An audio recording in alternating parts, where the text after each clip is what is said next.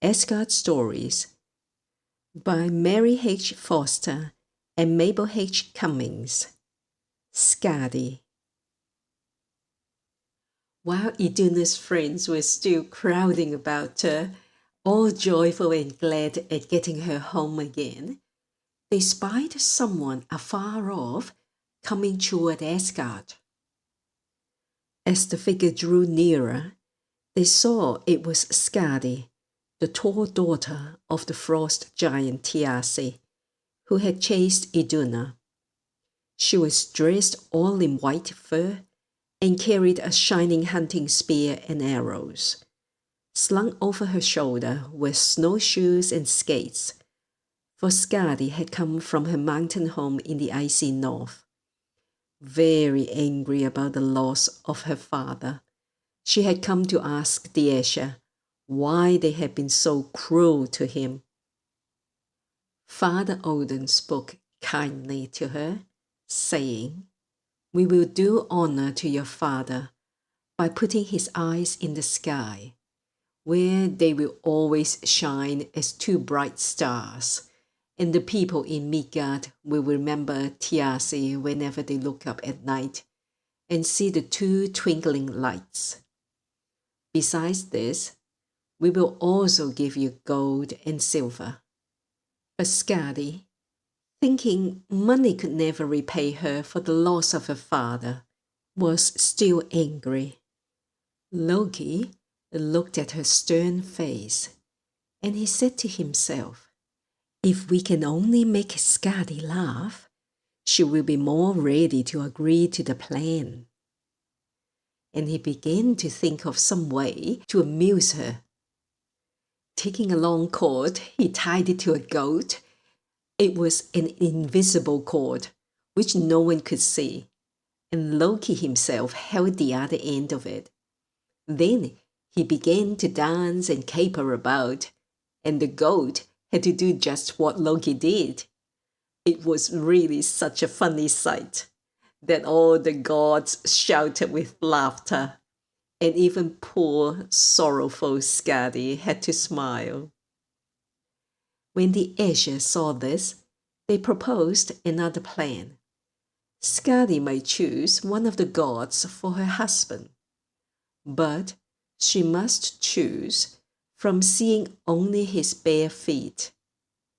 The giantess looked at them all as they stood before her, and when she saw the bright face of Baldur, more beautiful than all the rest, she agreed to their plan, saying to herself, "It might be that I should choose him, and then I should surely be happy." The gods then stood in a row behind the curtain, so that Skadi could see nothing but their bare feet. She looked carefully at them all, and at last chose the pair of feet which seemed to her the whitest and of the finest shape, thinking those must be Baldur's.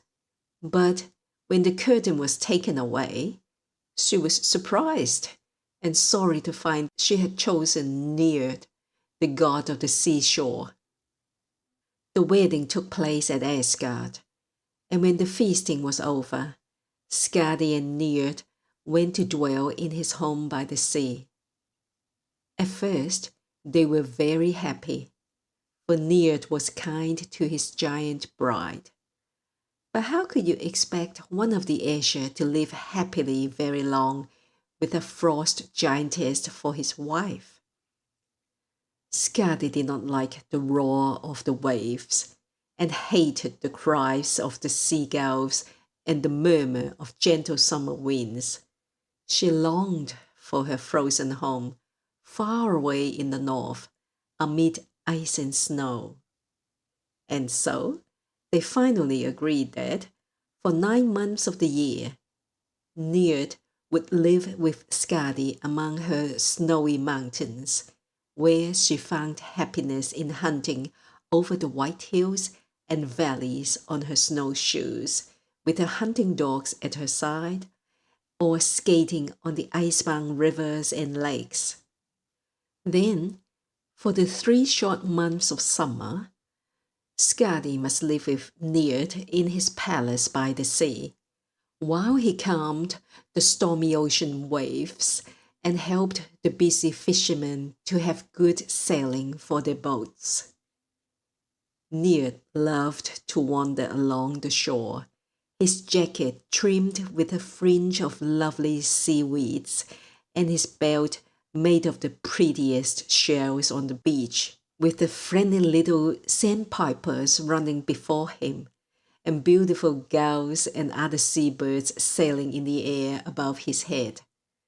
Sometimes he loved to sit on the rocks by the shore, watching the seals play in the sunshine, or feeding the beautiful swans, his favorite birds. There is a kind of sponge which the people in the north still call Njord's glove, in memory of this old Norse god. End of chapter 10.